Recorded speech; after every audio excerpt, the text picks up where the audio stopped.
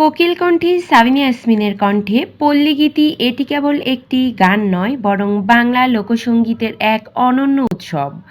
দীর্ঘ ক্যারিয়ারে অসংখ্য কালজয়ী গান উপহার দেওয়ার পর এবার তিনি মাটির গানের সুরে নতুন প্রাণ সঞ্চার করবেন। কেন এই শোটি মিস করা যাবে না? কিংবদন্তির প্রত্যাবর্তন।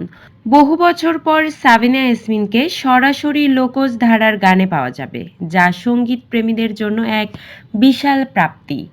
শেকড়ের সুর, আধুনিক বাদ্যযন্ত্রের সাথে মাটির গানের এক অসাধারণ ফিউশন নিয়ে আসছে আইফোক ফিভার। নস্টালজিয়া তার কণ্ঠে ভাওয়াইয়া বা ভাটিয়ালির নতুন সংস্করণ আমাদের ফিরিয়ে নিয়ে যাবে গ্রাম বাংলার সেই মায়াবী স্মৃতিতে। সাবিনা ইয়াসমিনের কণ্ঠে পল্লীগীতি শোনার জন্য আপনি কতটা অধীর হয়ে আছেন? তার গাওয়া কোন পল্লীগীতিটি আপনার সব থেকে প্রিয়?